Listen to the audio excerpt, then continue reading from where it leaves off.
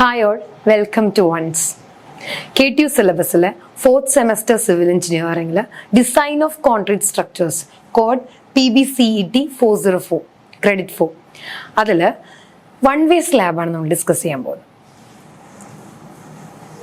So എന്താ one way slab? നമ്മൾ സ്ലാബിന്റെ ഒക്കെ ഡെഫിനിഷൻസ് നമുക്കറിയാം. Slab is a monolithically constructed section ആണ് അല്ലെ. മോണോലിത്തിക്കലി കൺസ്ട്രക്ട് ചെയ്യുന്ന, അതായത് നമ്മൾ വിത്തിനെയോ അല്ലെങ്കിൽ അതിന്റെ ലെങ്തിനെയോ വെച്ച് നോക്കുമ്പോൾ അതിന്റെ depth is very very small. അങ്ങനത്തെ മോണോലിത്തിക്കലി നമ്മൾ കാസ്റ്റ് ചെയ്യുന്ന ടൈപ്പ് ഓഫ് കൺസ്ട്രക്ഷൻസ് ആണ് സ്ലാബ്സ് എന്ന് പറയുന്നത്.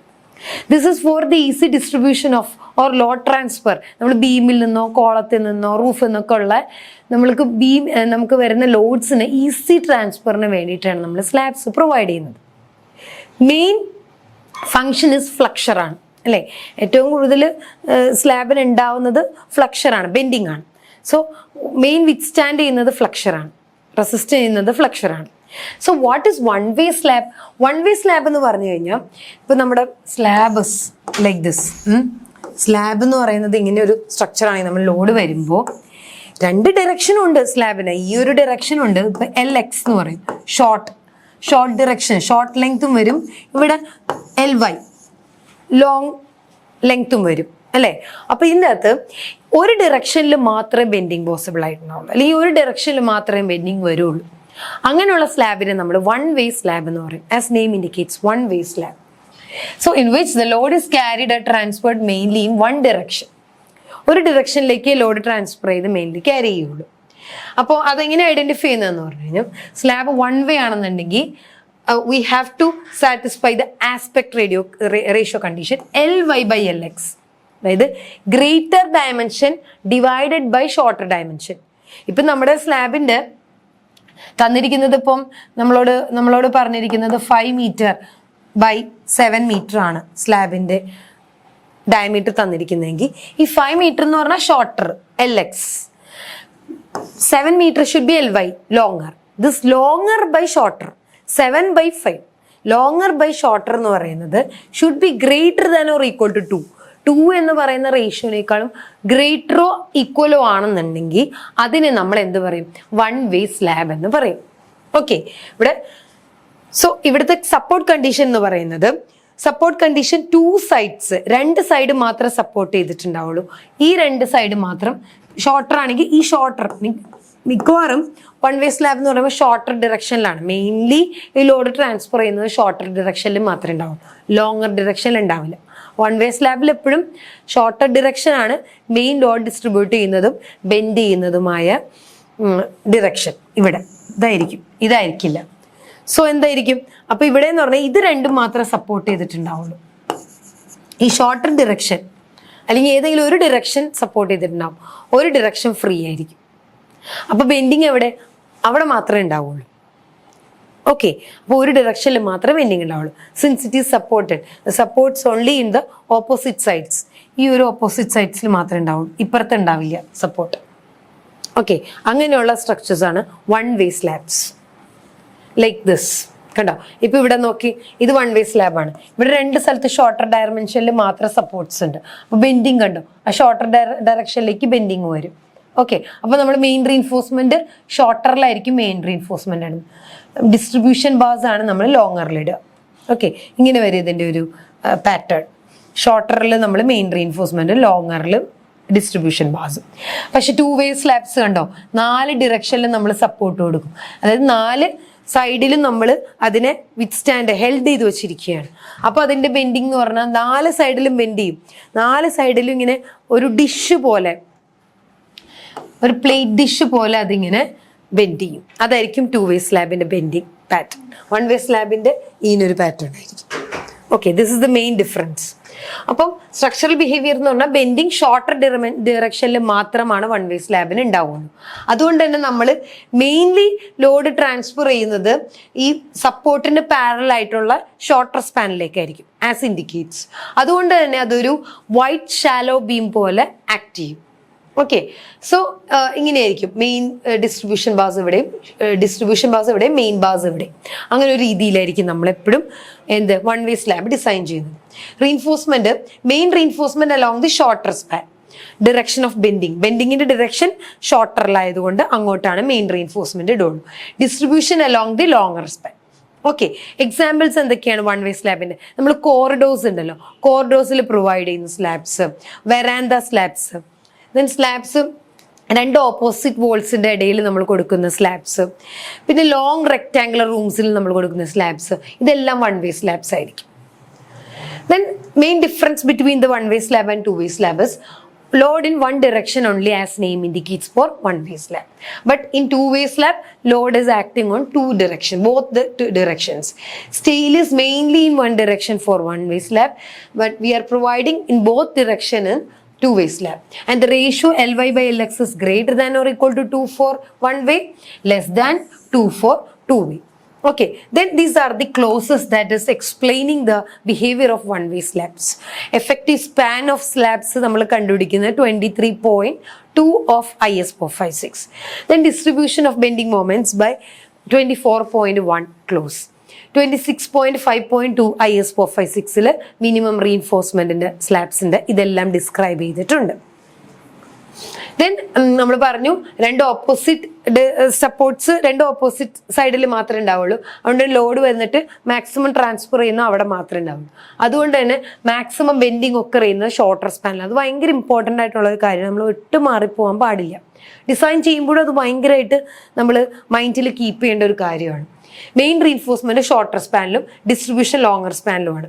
നമ്മൾ കോഡ് പ്രൊവിഷൻസ് പറഞ്ഞു. ഇതിനകത്ത് മിനിമം റീഇൻഫോഴ്സ്മെന്റ് ക്ലോസ് പറയുന്നത് 26.5.2.1 ബെൻഡിങ് മൊമെന്റ് സ്ലാബ്സിന്റെ ഡിസ്ക്രൈബ് ചെയ്യുന്നത് 24.1 എന്ന് പറയുന്ന സെക്ഷനിലാണ്. എഫക്റ്റീവ് സ്പാൻ നമ്മൾ ഡിസ്കസ് ചെയ്തു. സ്പേസിംഗ് ഓഫ് റീഇൻഫോഴ്സ്മെന്റും ലോഡ് 20 ക്ലോസ് 20ൽ ഏതൊക്കെ ലോഡ്സ് ആണ്? കാരണം നമ്മൾ സ്ലാബ് ഡിസൈൻ ചെയ്യുമ്പോൾ ഏതൊക്കെ ലോഡുകൾ വരും? നമ്മൾ യൂഷ്വലി ബീമിന് കൊടുക്കുന്ന ലോഡ് പോലെയല്ല, സ്ലാബ് ഡിസൈൻ ചെയ്യുമ്പോൾ നമുക്ക് മൊത്തത്തിൽ ബിൽഡിങ്ങിന് വരുന്ന ലോഡ്, ലൈവ് ലോഡ് വരും, സൂപ്പർ ഇമ്പോസ് ലോഡ്, അല്ലെങ്കിൽ dead load, unit weight of concrete, അതൊക്കെയാണല്ലോ ഡെഡ് ലോഡ്, ഫ്ലോർ ഫിനിഷ്. ഈ വക ലോഡുകളെല്ലാം നമ്മൾ ഈ സ്ലാബ് ഡിസൈൻ ചെയ്യുമ്പോൾ കൺസിഡർ ചെയ്യണം. ഈ ലോഡിന്റെ ഡെഫിനേഷൻസ് എല്ലാം ക്ലോസ് 20ൽ നമുക്ക് പറയുന്നുണ്ട്. ദെൻ 26.5.2.2 സ്പേസിംഗ് ഓഫ് റീഇൻഫോഴ്സ്മെന്റിനെ പറ്റി പറയുന്നുണ്ട്. ദെൻ നമുക്ക് ഡിസൈൻ എങ്ങനെയാണ്, basic design of one way slab പറയുന്നത്. Effective length, first of all നമ്മൾ എന്ത് ചെയ്യണം? സ്ലാബിന്റെ എഫക്റ്റീവ് ലെങ്ത് കാൽക്കുലേറ്റ് ചെയ്യണം. അത് കാൽക്കുലേറ്റ് ചെയ്യാനായിട്ട് രണ്ട് കണ്ടീഷൻ ഉണ്ട്. ഐദർ ക്ലിയർ സ്പാൻ, രണ്ടും തമ്മിലുള്ള ക്ലിയർ സ്പാൻ പ്ലസ്, അതായത് ഇപ്പൊ നമ്മൾ ഇങ്ങനെ ഇരിക്കുകയാണ് നമ്മുടെ സ്ലാബ്, അപ്പൊ ഇവിടെ ഒരു സപ്പോർട്ട്, അല്ലെങ്കിൽ ഇത് വോളായിരിക്കും, ഇവിടെയും വോളായിരിക്കും, അല്ലെങ്കിൽ ഒരു സപ്പോർട്ടായിരിക്കും. അപ്പൊ ഈ വോളിന്റെ ഇതിന്റെ ഹാഫ് മുതൽ ഇതിന്റെ ഹാഫ് വരെ ഇങ്ങനെയാണ് സ്ലാബിന്റെ എഫക്റ്റീവ് സ്പാൻ ഇടേണ്ടത്. രണ്ട് സ്ലാബുകളുടെ, രണ്ട് സപ്പോർട്ടുകളുടെ, ഇതാണ് സ്ലാബ് ഉള്ളൂ പോർഷൻ, പക്ഷെ നമ്മൾ ഇങ്ങനെ ഇടുന്നത്. അപ്പൊ എന്താണ്, രണ്ട് സപ്പോർട്ടുകളുടെ സെന്ററിൽ നിന്ന് ഒരു സപ്പോർട്ടിന്റെ സെന്ററിൽ നിന്ന് അടുത്ത സപ്പോർട്ടിന്റെ സെന്ററിലേക്കുള്ള ഡിസ്റ്റൻസ് ആണ് effective span of slab. Okay, അതായത് ഇതിന്റെ ഈ സപ്പോർട്ടിന്റെ ബൈ 2, ബ്രെഡ്ത്ത് ബൈ 2, ഇവിടെയും ബ്രെഡ്ത്ത് ബൈ 2. എഫക്റ്റീവ്ലി പറയുകയാണെങ്കിൽ സപ്പോർട്ട് പ്ലസ് ക്ലിയർ സ്പാൻ, അതായത് ഇതിന്റെ ഹാഫ് എന്ന് പറയുമ്പോൾ ഇതിന്റെ ഒറ്റ ബ്രെഡ്ത്ത് വരുമല്ലോ, ദാറ്റ് ബ്രെഡ്ത്ത് പ്ലസ്, അല്ലെങ്കിൽ ആ വോളിന്റെ തിക്നെസ് പ്ലസ് ഇത് ക്ലിയർ സ്പാൻ. ഈ ക്ലിയർ സ്പാൻ ചെയ്ത് കഴിഞ്ഞാൽ നമുക്ക് എഫക്റ്റീവ് സ്പാൻ കിട്ടും. അല്ലെങ്കിൽ സെന്റർ ടു സെന്റർ സപ്പോർട്ട്, അല്ലെങ്കിൽ എഫക്റ്റീവ് ഡെപ്ത്. ഇതിലൊരു കണ്ടീഷൻ സാറ്റിസ്ഫൈ ചെയ്താൽ നമുക്ക് അതിന് ഇതിലേതാണോ മിനിമം അതാണ് നമ്മൾ എന്തെടുക്കുന്നത്, സ്പാൻ ഓഫ് ദി സ്ലാബ് എടുക്കുന്നത്. ഇനി L/D റേഷ്യോ, ഇത് വെച്ചിട്ടാണ് നമ്മൾ ബേസിക് ചെക്ക് ചെയ്യുന്നത്. ഓക്കെ, അതായത് L/D റേഷ്യോ വെച്ചിട്ടാണ് നമ്മൾ ബേസിക്കലി ഓരോ സ്ലാബിനെയും ലെങ്ത് ടു സ്പാൻ, ഏത് സപ്പോർട്ടാണ്, സിംപ്ലി സപ്പോർട്ടഡ് ആണോ, കാൻഡിലിവർ സപ്പോർട്ടാണോ, കണ്ടിന്യൂസ് ആണോ, ഈ ഒരു സപ്പോർട്ട് കണ്ടീഷൻ അനുസരിച്ച് നമ്മൾ L/D റേഷ്യോ ഫിക്സ് ചെയ്യും. അത് അടുത്തൊരു ഇമ്പോർട്ടൻറ്റ് സ്റ്റെപ്പാണ് സ്ലാബിൽ. അപ്പൊ L/D റേഷ്യോ എന്ന് പറഞ്ഞാൽ ബേസിക് 20 ആണ്. പക്ഷേ IS 456 23.2.1 പറയുന്നത് effective depth, span to effective depth ratio എന്ന് പറയുന്നത് ഒരു 10 മീറ്റർ വരെയുള്ള ആണെങ്കിൽ L/D റേഷ്യോ 10 മീറ്റർ വരെ സ്പാൻ ഉള്ള ഒരു സ്ലാബിനാണ് L/D റേഷ്യോ. കാൻഡിലീവറിനാണെങ്കിൽ 7 ആയിരിക്കും. സിംപ്ലി സപ്പോർട്ടഡ് സ്ലാബ് ആണെങ്കിൽ 20 ആയിരിക്കും. കണ്ടിന്യൂസ് സ്ലാബ് ആണെങ്കിൽ 26 ആയിരിക്കും ആ റേഷ്യോ. ആ റേഷ്യോയിൽ തന്നെ 10 വരെയുള്ളതാണ്. 10 കൂടിക്കഴിഞ്ഞു കഴിഞ്ഞാൽ ഇൻറ്റു ഈ 10ന്റെ എഫക്റ്റ് നമ്മൾ മൾട്ടിപ്ലൈ ചെയ്യണം. പിന്നെ ഇവിടെ തന്നെ നമ്മൾ കുറച്ച് modification factors depending upon the L/D ratio അനുസരിച്ചിട്ട് നമ്മൾ കുറച്ച് മോഡിഫിക്കേഷൻ ഫാക്ടേഴ്സ്, അതായത് പെർസെൻറ്റേജ് ഓഫ് ടെൻഷൻ റീഇൻഫോഴ്സ്മെന്റ്, നമുക്ക് ചില കണ്ടീഷൻസ് തരും. L/D റേഷ്യോ എടുക്കുമ്പോൾ ഈ ഒരു കണ്ടീഷനിൽ അല്ലെങ്കിൽ ഇത് സാറ്റിസ്ഫൈ ചെയ്യണം. മോഡിഫിക്കേഷൻ ഫാക്ടർ ഇപ്പോൾ ചില മൾട്ടിപ്ലൈ 10 മീറ്റർ സ്പാനിനേക്കാളും കൂടുതൽ വരികയും ടെൻഷൻ റീഇൻഫോഴ്സ്മെന്റ് മോഡിഫൈ ചെയ്യാനായിട്ട് ക്വസ്റ്റ്യനിലൊക്കെ തരും. അപ്പോൾ L/D റേഷ്യോ നമുക്ക് ചുമ്മാ 20 എടുക്കാൻ പറ്റില്ല. ഇപ്പോൾ കണ്ടിന്യൂസ്, സപ്പോസ് ഇത് സിംപ്ലി സപ്പോർട്ടഡ് ബീം ആണെങ്കിൽ പോലും L/D we can not take simply 20. ഇപ്പൊ എന്തെങ്കിലും ഒരു ഫാക്ടർ അഡീഷണലി നമുക്ക് തന്നിട്ടുണ്ടെങ്കിൽ അപ്പൊ നമ്മൾ എന്ത് ചെയ്യണം, ഇൻറ്റു സം മോഡിഫിക്കേഷൻ ഫാക്ടർ. ആ മോഡിഫിക്കേഷൻ ഫാക്ടർ എവിടെ നിന്നാണ് കിട്ടുന്നത്? ഈ figures page number 38 of IS 456 tension reinforcement, percentage of tension reinforcement നമുക്ക് തന്നിട്ടുണ്ട് എന്നുണ്ടെങ്കിൽ ഈ മോഡിഫിക്കേഷൻ ഫാക്ടർ നമ്മൾ ഇതിൽ നിന്ന്, ഈ ഗ്രാഫിൽ നിന്ന് ഫിക്സ് ചെയ്യും. ആ കിട്ടുന്ന മോഡിഫിക്കേഷൻ ഫാക്ടർ ഇൻറ്റു L/D ചെയ്താലേ നമുക്ക് ആ കറക്റ്റ് L/D റേഷ്യോ കിട്ടുള്ളൂ. ഓക്കെ, ചിലപ്പോൾ നമുക്ക് ഇത് എഫ് എസ് എന്ന് പറയുന്നത് actually area of cross section of the steel divided by area of cross section of steel provided by required, അതിനനുസരിച്ചുള്ള റേഷ്യോ ആണ്. ഈ റേഷ്യോ ഒക്കെ നമുക്ക് കറസ്പോണ്ടിംഗ്ലി ആ ക്വസ്റ്റ്യനിൽ തന്നിട്ടുണ്ടാവും. അതിനനുസരിച്ച് മോഡിഫിക്കേഷൻ ഫാക്ടർ, ഇത് പെർസെൻറ്റേജ് ടെൻഷൻ സ്റ്റീലാണെങ്കിൽ, പെർസെൻറ്റേജ് കംപ്രഷൻ സ്റ്റീൽ ആണെന്നുണ്ടെങ്കിൽ അതിനനുസരിച്ച് മോഡിഫിക്കേഷൻ ഫാക്ടർ. ഇതൊക്കെ മോഡിഫിക്കേഷൻ ഫാക്ടർ തരുന്ന കേസിലാണ്. അങ്ങനെയാണെങ്കിൽ നമ്മൾ ഈ L/D റേഷ്യോയുടെ കൂടെ ഈ മോഡിഫിക്കേഷൻ ഫാക്ടർ നമുക്ക് തന്നിരിക്കുന്ന കണ്ടീഷൻ അനുസരിച്ച് കംപ്രഷൻ റീഇൻഫോഴ്സ്മെന്റ് ആണോ ടെൻഷൻ റീഇൻഫോഴ്സ്മെന്റ് ആണോ ഇതിനനുസരിച്ച് നമ്മൾ ആ മോഡിഫിക്കേഷൻ ഫാക്ടർ ഫിക്സ് ചെയ്ത് ഇതിൻ്റെ കൂടെ മൾട്ടിപ്ലൈ ചെയ്യണം. ദെൻ തിക്നെസ്, നമ്മൾ ലോഡ് കാൽക്കുലേറ്റ് ചെയ്യുമ്പോൾ എന്താണ് തിക്നെസ് ഓഫ് ദി ആ കറസ്പോണ്ടിങ് സെക്ഷൻ്റെ thickness into unit weight of concrete, അതായിരിക്കും സെൽഫ് വെയിറ്റ്. ഞാൻ പറഞ്ഞല്ലോ ഒരുപാട് ലോഡുകൾ നമുക്ക് സ്ലാബിൽ വരും. Self weight thickness of the slab into what the unit weight of concrete. Then total load എന്ന് പറയുമ്പോൾ ഈ self weight plus dead load, അതായത് dead load plus live load. നമുക്ക് ലൈവ് ലോഡ് ക്വസ്റ്റ്യനിൽ തന്നിട്ടുണ്ടാവും. ഈ ഡെഡ് ലോഡ് എന്ന് പറയുന്നത് ഈ സെൽഫ് വെയിറ്റ് ആണ്, അത് പ്ലസ് ലൈവ് ലോഡ്, അത് ഇൻറ്റു നമ്മൾ എന്ത് ചെയ്യണം, ഫാക്ടർ ഓഫ് സേഫ്റ്റി 1.5, അത് മൾട്ടിപ്ലൈ ചെയ്താണ് നമുക്ക് ഫാക്ടേർഡ് ലോഡ് കിട്ടുള്ളൂ. ആ ഫാക്ടേർഡ് ലോഡിനാണ് നമ്മൾ എപ്പോഴും ഡിസൈൻ ചെയ്യേണ്ടത്. Suppose it is simply supported beam ആണെന്ന് വിചാരിച്ചോളൂ.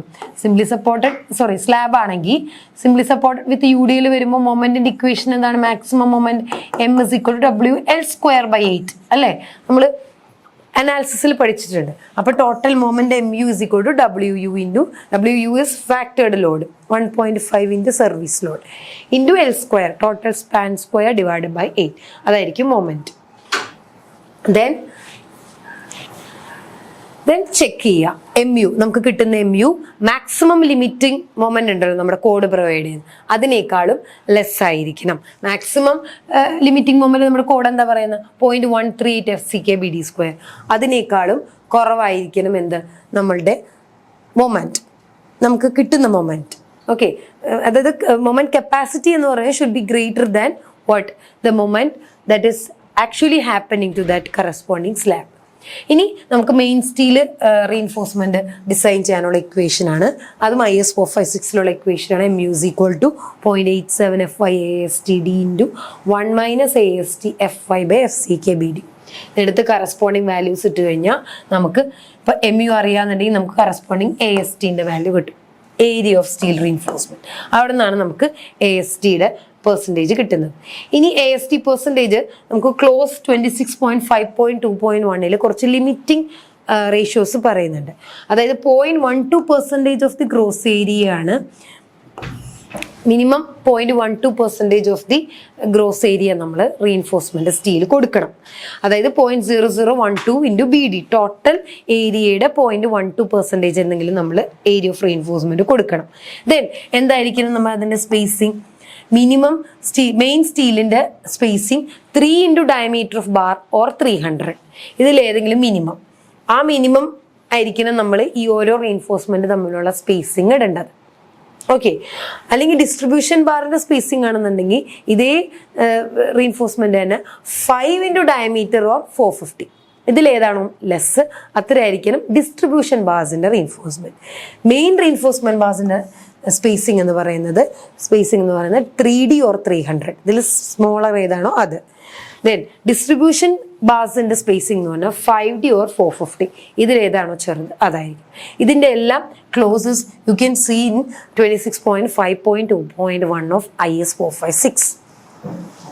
Okay, then shear check, usual shear check ബീമിനുകൾ നമ്മൾ ചെയ്യുന്ന പോലെ tau is equal to VU/BD. ഇവിടെ എപ്പോഴും ഒരു കാര്യം ഓർക്കുക, എപ്പോഴും slab less importance in case of shear ഭയങ്കര ഇമ്പോർട്ടൻസ് കുറവുള്ളൊരു കാര്യമാണ്. ഷിയറിന് വേണ്ടി നമ്മൾ മാക്സിമം റീൻഫോഴ്സ്മെന്റ് ഒന്നും കൊടുക്കേണ്ട ആവശ്യമില്ല. ഷിയർ എപ്പോഴും മിനിമം ആയിരിക്കും, കാരണം ഇവിടെ ഏറ്റവും കൂടുതൽ ബെൻഡിങ് എഫക്റ്റ് മാത്രമേ ഉണ്ടാവുള്ളൂ. സോ നമ്മൾ VU/BD ചെക്ക് ചെയ്തിട്ട് ടോവി ചെക്ക് ചെയ്യുക. നമ്മൾ IS ടേബിൾ 19 ഓഫ് IS 456 നിന്ന് ടോസി സെലക്ട് ചെയ്യുക. അത് നമുക്ക് ഓൾറെഡി നമ്മൾ ബീമിന്റെ ഡിസൈനിലൊക്കെ പഠിച്ചിട്ടുണ്ട്. ഈ ടോസി ഷുഡ് ബി ഗ്രേറ്റർ ദാൻ ടോവി ആയിരിക്കണം. അപ്പോൾ എന്താണ്, മിനിമം ഷിയർ റീൻഫോഴ്സ്മെന്റ് കൊടുത്താൽ മതി. That is ടോസി should be greater than ടോസി from table 19 of the IS 456. Okay, അപ്പൊ നമുക്ക് ആ ടോസി എന്ന് പറയുന്നതിനേക്കാൾ ചെറുത്, മിക്കവാറും ടോസി ആയിരിക്കും ഗ്രേറ്റർ. ഇവിടെ ഷിയർ എഫക്റ്റ് വരാറില്ല. ദെൻ നമ്മൾ ഷോർട്ടർ സ്പാനിൽ മെയിൻ റീൻഫോഴ്സ്മെന്റ് ഇട്ട് അതിന്റെ ലെസ് സ്പേസിങ് ഇട്ടിട്ടുള്ള റീൻഫോഴ്സ്മെന്റ് കാണിക്കുക. ദെൻ ലോങ്ങർ ബാറിൽ ഡിസ്ട്രിബ്യൂഷൻ ബാസ് ഇട്ടിട്ട് ലോങ്ങർ ഡയമെൻഷനിൽ ഡിസ്ട്രിബ്യൂഷൻ ബാസ് ഇട്ട് വലിയ സ്പേസിങ്ങിൽ, അതായത് 450 സ്പേസിങ്ങിൽ ആ റീൻഫോഴ്സ്മെന്റ് ബാസ് കാണിക്കുക. ഓക്കെ, അങ്ങനെയാണ് സ്ലാബിന്റെ. ഇതാണ് ഷോർട്ടറിലായിരിക്കും നമ്മൾ എന്ത് ചെയ്യേണ്ടത്, ഷോർട്ടറിലായിരിക്കും നമ്മൾ മെയിൻ റീൻഫോഴ്സ്മെന്റ് കൊടുക്കുക. അതിന്റെ സ്പേസിങ് കുറച്ചുകൂടി അടുത്തായിരിക്കും, കാരണം മെയിൻ ഇമ്പോർട്ടൻ്റ് ആണ്.